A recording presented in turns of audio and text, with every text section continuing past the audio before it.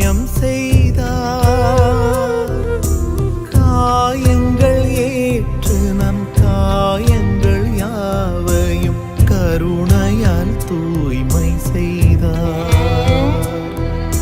சிலுவை சுமந்த செம்மறியே, சீதையின் அழகுருவே, குருதியில் நனைந்த உம்வழியே தொடரும் வாழ்வினே. இயேசு பாடுபட்ட 11ஆம் நிலை.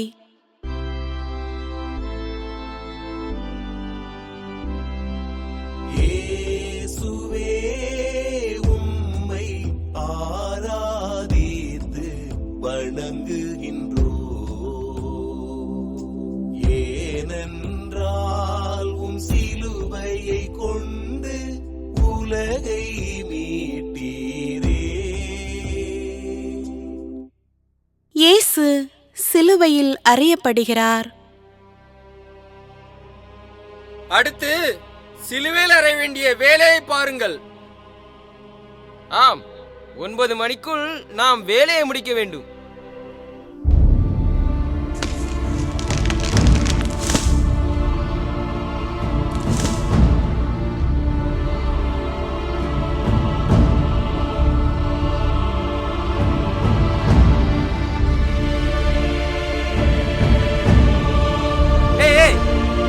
இதை நீங்க புடி. ஏய் வா, இந்த சுத்தியால ஓங்கி அடி.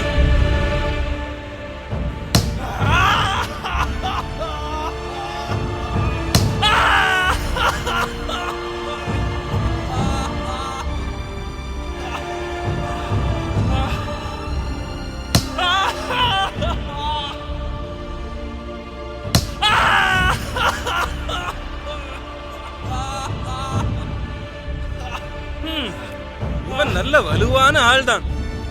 இத்தனை கொடூரத்தையும் தாங்கிக் கொள்கிறானே.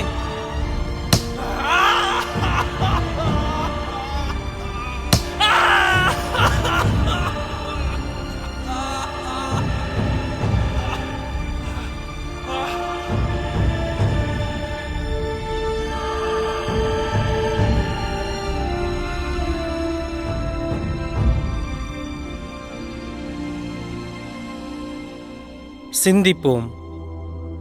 மனித வார்த்தையினால், கடும் சொற்களினால் பேசும்போதும், பிறர் வாழ்வின் வளர்ச்சியையும் மகிழ்ச்சியையும் தடுக்கும் போதும், நீதிமானை தீர்ப்பிட்டு வதைக்கும் போதும், இயேசுவையே ஆணியாகிய என்னை கொண்டு அறைகிறீர்கள். ஜெபம். இயேசுவே, நாங்கள் பிறர் வாழ்விற்கு ஆணிகளாக இல்லாமல் ஏணிகளாக இருக்க வரம் தாரும். ஆமேன். எங்கள் மேல் இரக்கமாயிரும் ஆண்டவரே, இரக்கமாயிரும். எங்கள் மேல் இரக்கமாயிரும் ஆண்டவரே, இரக்கமாயிரும். இறந்த நம்பிக்கையாளர்களின் ஆன்மாக்கள் இறைவனின் இரக்கத்தினால் அமைதியில் இளைப்பாறுவனவாக.